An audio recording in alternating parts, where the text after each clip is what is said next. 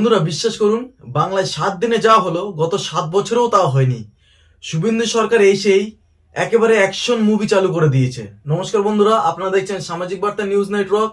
চলুন শুরু করা যাক। তো নাম্বার 1 খবর আসছে, আরজিকার কাণ্ডে জড়িত 3জন আইপিএস অফিসারকে আজকেই সাসপেন্ড করা হলো। আর একই দিনে ইডি গ্রেফতার করেছে কলকাতার ডিসিপি শান্তনু সিনহা বিশ্বাসকে। কেসটা জমি হরপ আর তোলাবাজির। নতুন সরকারের একদম ক্লিয়ার মেসেজ, না খাউঙ্গা না খানে দুঙ্গা। বন্ধুরা 2 নম্বর খবরে আসবো। বন্ধুরা এটা সিনেমা না, এটা সত্যি। প্রাক্তন মুখ্যমন্ত্রী মমতা ব্যানার্জি নিজে উকিলের গাউন পরে কলকাতা হাইকোর্টে এসেছেন।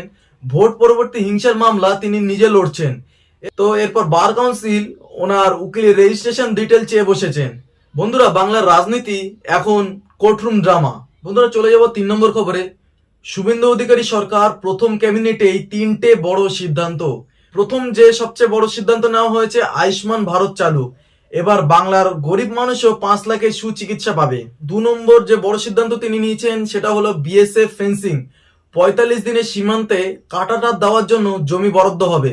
বন্ধুরা 3 নম্বর বড় সিদ্ধান্ত হলো যে আমরা সবাই জানি যে আরজিকারে যে একটা মর্মান্তিক ঘটনা ঘটে গেছে আমাদের মাঝে। তো সেই অভয়া কেসের নতুন তদন্ত কমিটি তিনি আবার শুরু করবেন। আরজিকারের ঘটনার আবার তদন্ত তিনি পুনরায় শুরু করবেন। বন্ধুরা পশ্চিমবাংলা থেকে যে 4 নম্বর সব থেকে বড় খবর উঠে আসছে সেটা হলো এই বন্দে মাতরম গান। বন্দে মাতরম গান নিয়ে কত কিনা হয়ে গেল, কিন্তু এবার থেকে বাংলার সব স্কুলে মর্নিং অ্যাসেম্বলিতে বন্দে মাতরম গান গাইতেই হবে। শুভেন্দু সরকার এটা অর্ডার দিয়ে দিয়েছেন, কিন্তু এটা নিয়েও রাজনীতি শুরু হয়ে গেছে। তো বন্ধুরা বুঝতে পারছেন, মাত্র 1 সপ্তাহ হলো নতুন সরকার এসেছে।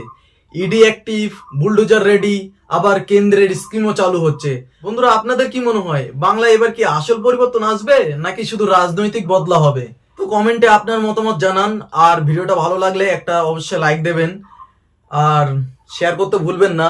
দেখা হবে পরের ভিডিওতে ঠিক রাত 9টায়।